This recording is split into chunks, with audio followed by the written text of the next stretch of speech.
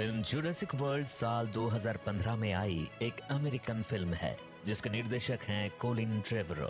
Film की शुरुआत में हम देखते हैं कि किसी बेनाम जगह पर बड़े बड़े अंडे रखे हुए होते हैं। उन रखे अंडों में से एक अंडे से डायनासोर का बच्चा बाहर आने की कोशिश करता हुआ दिखाई देता है। अगले सीन में एक बच्चे को दिखाया जाता है जिसे डायनासोर्स देखने का बहुत शौक था। उस छोटे बच्चे का एक बड़ा भाई भी होता है और उसे भी डायनासोर्स में अच्छी खासी दिलचस्पी होती है। उनके माता पिता उन दोनों को छुट्टियां बिताने के लिए उनकी एक आंटी के पास भेज देते हैं। उनकी आंटी, जिसका नाम क्लैरी था, वो एक बहुत बड़े पार्क में मैनेजर थी जिसका नाम जुरासिक वर्ल्ड था। जब दोनों बच्चे पार्क में पहुंचते हैं तो वो देखते हैं कि उनकी आंटी क्लैरी की कॉलीग उन दोनों को लेने आई हुई होती है। फिर वो उन्हें उनकी आंट क्लैरी के पास ले जाती है।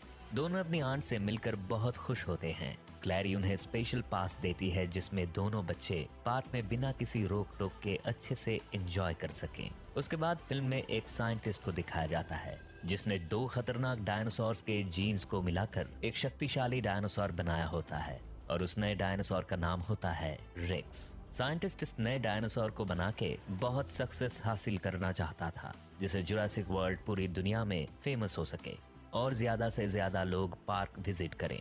इसके बाद एंट्री होती है जुरासिक वर्ल्ड के मालिक की, जिनका नाम मसरानी होता है। क्लैरी मसरानी को वो नया डायनासोर रेक्स दिखाने लेकर जाती है। रेक्स को देखकर वो दोनों काफी हैरान हो जाते हैं क्योंकि उसने भागने की कोशिश में वहां के मजबूत मिरर में क्रैक कर दिया था। मसरानी वहां की सुरक्षा और ज्यादा बढ़ाने का आदेश देता है। मसरानी मैनेजर क्लैरी से आगे कहते हैं कि एक्स नेवी सोल्जर ओवेन को रेक्स का केज भी दिखाओ क्योंकि ओवेन को डायनासोर्स के बारे में बहुत जानकारी थी और वो फिलहाल 4 छोटे लेकिन खतरनाक रैप्टर्स डायनासोर्स को ट्रेनिंग भी दे रहा होता है।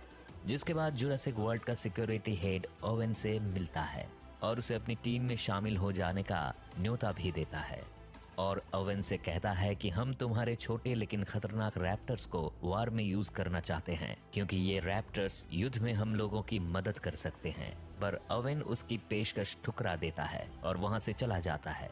तभी एक घटना हो जाती है। एक लड़का उन छोटे रैप्टर्स की केज में गिर जाता है। उसे केज में गिरा देख सभी रैप्टर्स उस पर हमला करने आगे बढ़ते हैं। तभी केज में ओवेन घुस जाता है क्योंकि उसे भरोसा था कि उसके द्वारा ट्रेन किए गए रैप्टर्स उसकी बात जरूर मानेंगे और उस पर अटैक नहीं करेंगे। फिर ओवेन उस लड़के को बचा पाने में कामयाब हो जाता है और उस केज से बाहर निकल जाता है। दूसरी तरफ दिखाया जाता है कि वो दोनों भाई पार्क में काफी एंजॉय कर रहे होते हैं और एक शो में पानी वाले डायनासोर को देखकर वो दोनों काफी हैरान हो जाते हैं। अगली सीन में दिखाया जाता है कि क्लैरी ओवेन से मिलने आती है और हमें ये भी पता चलता है कि ओवेन और क्लैरी एक दूसरे को पसंद किया करते थे। आगे बातचीत में क्लैरी ओवेन को उस खतरनाक डायनासोर रेक्स के बारे में बताती है और फिर क्लैरी अपने साथ ओवेन को रेक्स को दिखाने पार्क ले आती है। जब क्लैरी और ओवेन रेक्स को देखने उस पारदर्शी केज में पहुंचते हैं तो वो देखते हैं कि रेक्स तो वहां है ही नहीं। तभी दोनों को वहां के विशाल दीवार पर रेक्स के पंजों के निशान दिखाई देते हैं जिससे वो समझ जाते हैं कि रेक्स ने यहाँ से भागने की कोशिश की और वो भागने में सफल हो गया।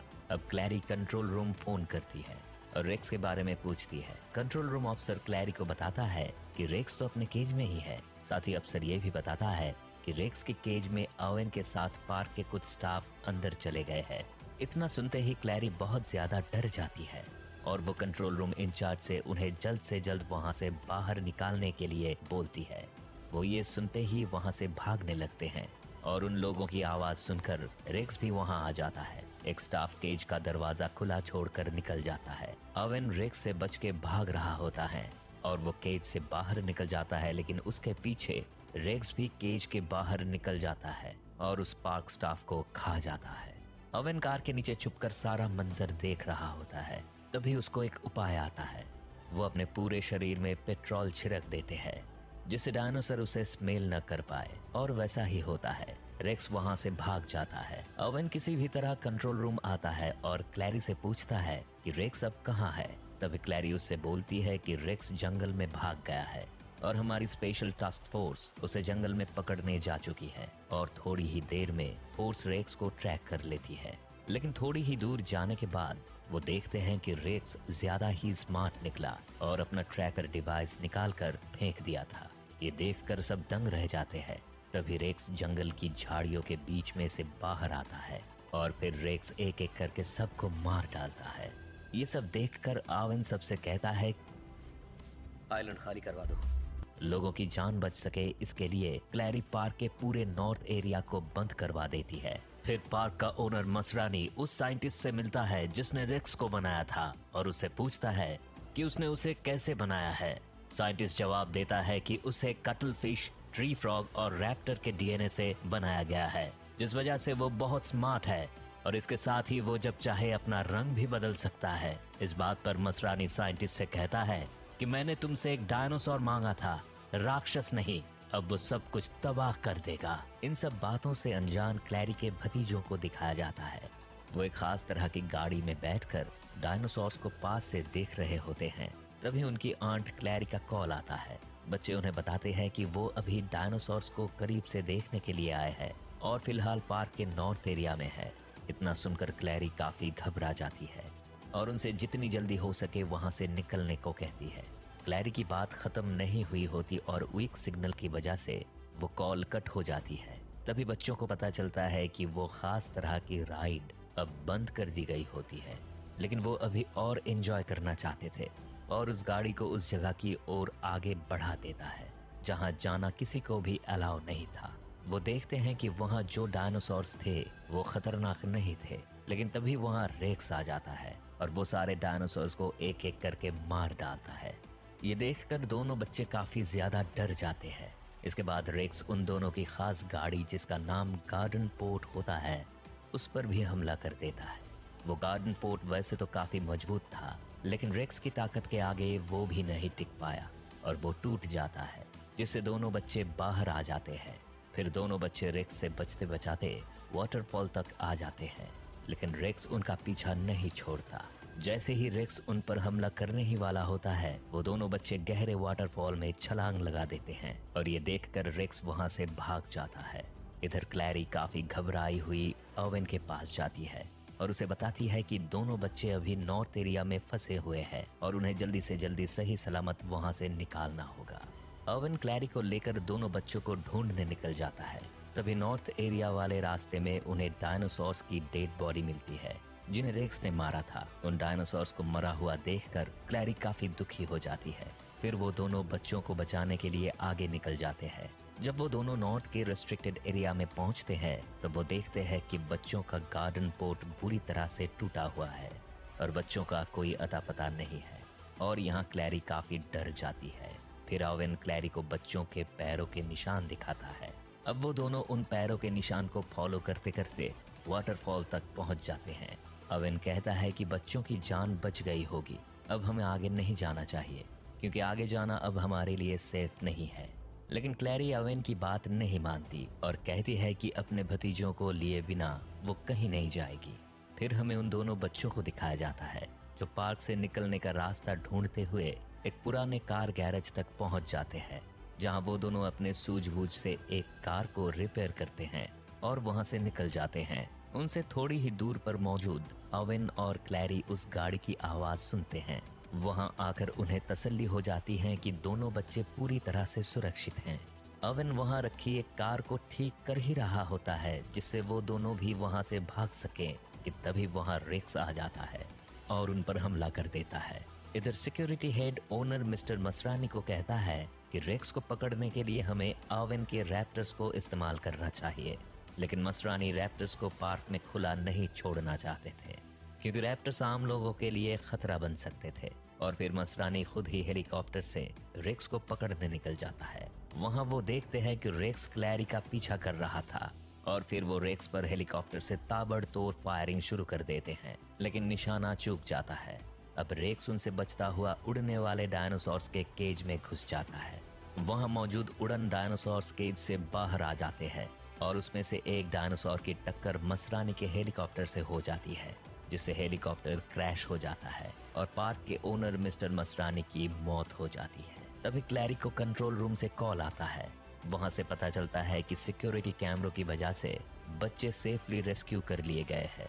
क्लैरी उनसे कहती है कि मैं उनको लेने आ रही हूँ और फिर क्लैरी ओवेन के साथ वहां के लिए निकल जाती है। दूसरी तरफ दिखाया जाता है कि उड़ने वाले डायनासोर्स लोगों के बीच आ जाते हैं और उन पर हमला कर रहे होते हैं। इस भगदौड़ में क्लैरी के कॉलीग दोनों बच्चों को सेफली कंट्रोल रूम तक ले जा रही होती है कि तभी उड़ने वाला डायनासोर रेप्टाइल उसे उठाकर ले जाता है और जैसे ही पानी तक पहुंचता है, पानी वाला डायनासोर दोनों को निगल जाता है। इसके ठीक बाद क्लैरी और ओवेन भी वहां आ जाते हैं और फिर दोनों बच्चों को साथ लेकर वहां से निकलते हैं। अगले सीन में दिखाया जाता है कि सिक्योरिटी हेड मिस्टर मसरानी की मौत के बाद काफी गुस्से में होता है और ओवेन के रैप्टर्स को रेक्स के खिलाफ खड़ा करने के लिए तैयार होता है। वो रैप्टर्स पर एक खास तरह की मशीन सेटअप करता है जिससे उनकी हर मूवमेंट पर नजर रखी जा सके। जब ओवेन को ये बात पता चलती है तो उसे बहुत गुस्सा आता है और दोनों के बीच तीखी बहस शुरू हो जाती है। लेकिन अब क्योंकि उनके पास वक्त बहुत कम होता है, इसलिए ओवेन को सिक्योरिटी हेड की बात माननी ही पड़ती है और फिर सभी एकजुट होकर रेक्स को पकड़ने का प्लान बनाते हैं। ओवेन उन रैप्टर्स को रेक्स की स्मेल सुंघाता है और फिर उनको आजाद कर देता है। अब वो रैप्टर्स तेजी से जंगल की ओर भागने लगते हैं और आखिरकार उन्हें रेक्स मिल ही जाता है। इधर ओवेन भी अपनी पूरी सिक्योरिटी फोर्स के साथ उसी जगह पर पहुंच जाता है। यहाँ पर वो सभी एक हैरान कर देने वाली चीज देखते हैं, वो ये कि रैप्टर्स रेक्स से बातें कर रहे होते हैं। पर थोड़ी देर बाद ओवेन ये समझ जाता है कि आखिरकार रेक्स भी तो एक रैप्टर्स ही है, जिस वजह से वो आपस में कम्युनिकेट कर रहे हैं। और उसके बाद वो लोग रेक्स पर फायरिंग शुरू कर देते हैं और आखिर में रॉकेट बम की मदद से रेक्स को घायल करने में सफल हो जाते हैं। लेकिन यहाँ कहानी में नया मोड़ आता है, वो ये कि रेक्स उन बाकी रैप्टर्स से बात करके उनको अपनी तरफ कर लेता है, जिससे रैप्टर्स रेक्स का साथ देते हैं और सिक्योरिटी फोर्स पर हमला कर देते हैं। क्लैरी और दोनों बच्चे गाड़ी में बैठे काफी डरे हुए होते हैं और उसी वक्त वहां से जाने लगती है। तभी रास्ते में उन्हें ओवेन भी आता हुआ दिखाई देता है। ओवेन क्लैरी को कहता है, हमें बाग की तरफ जाना होगा, मेरे पीछे आओ। क्लैरी ऐसा ही करती है और सभी सेफली कंट्रोल रूम तक पहुंच जाते हैं। वहां आने के बाद सिक्योरिटी हेड उनसे कहता है कि मैं उन रैप्टर्स को वार में इस्तेमाल करना चाहता हूं कि तभी वहां पर एक रैप्टर आ जाता है और वो उस सिक्योरिटी हेड पर हमला कर देता है और उसे बुरी तरीके से मारकर खा जाता है। ये देखकर ओवेन और क्लैरी बच्चों को लेकर बाहर आ जाते हैं। उनके बाहर आते ही बाकी के बचे 3 रैप्टर्स उन्हें घेर लेते हैं और तभी ओवेन अपने सबसे पसंदीदा ब्लू रैप्टर से बात करता है और वो उस पर लगी ट्रैकिंग डिवाइस को निकाल देता है, जिससे ब्लू रैप्टर्स के साथ बाकी के रैप्टर्स भी नॉर्मल हो जाते हैं। लेकिन तभी वहां पर रेक्स आ जाता है। लेकिन अब जब सभी रैप्टर्स नॉर्मल हो जाते हैं, वो सभी रेक्स पर अटैक कर देते हैं। रेक्स उन सभी से ज्यादा ताकतवर होने की वजह से एक एक करके उन सभी रैप्टर्स को मार देता है। इसके बाद क्लैरी का सबसे छोटा भतीजा सबसे कहता है कि अगर उन सबको वहां से बचकर निकलना है तो उन्हें रेक्स के जैसा ही एक बड़ा डायनासोर उसके सामने खड़ा करना होगा। और उसकी बात सुनकर क्लैरी को एक आइडिया आता है और वो सबसे खतरनाक टी-रेक्स डायनासोर को वहां पर बुला लेती है। क्लैरी उसे फ्लेम दिखाकर अपने पीछे लगा लेती है और फिर टी-रेक्स को अपने पीछे भगाते भगाते रेक्स के सामने ले आती है और अब दोनों बड़े डायनासोर्स आमने सामने होते हैं और देखते ही देखते दोनों के बीच जबरदस्त फाइट शुरू हो जाती है। तभी वहां ब्लू रैप्टर आ जाती है और वो रेक्स पर हमला कर देती है। तभी टी-रेक्स को संभलने का मौका मिल जाता है और फिर वो भी रेक्स पर अटैक कर देता है। तभी वहां पानी का डायनासोर आ जाता है और उसे मुंह से जकड़ते हुए अपने साथ पानी के अंदर ले जाता है। टी-रेक्स काफी घायल हो जाता है, जिसकी वजह से वो वहां से चला जाता है। तभी ओवेन ब्लू रैप्टर को इशारा करता है और वो भी वहां से चला जाता है। उसके बाद दोनों बच्चों के माता पिता उन्हें लेने पार्क आ जाते हैं और क्लैरी को धन्यवाद देते हैं कि उसने और ओवेन ने उनके बच्चों की जान बचाई। और यहीं पर फिल्म समाप्त हो जाती है।